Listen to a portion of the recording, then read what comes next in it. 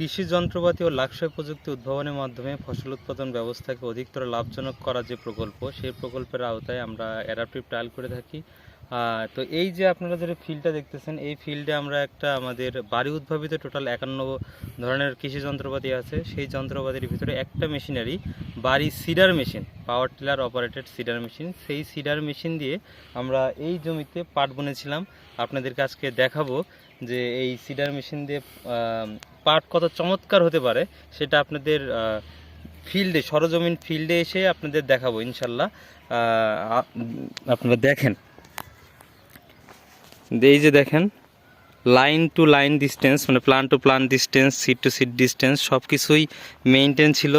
এখানে টোটাল 125% জমি আছে, যেটা আমরা এই সিডার মেশিন দিয়ে কাজ করেছিলাম এবং খুবই কম সময় লেগেছে, মাত্র 2.5 ঘন্টা সময় লেগেছে এই জমি বপন করার জন্যে এই মেশিন দিয়ে।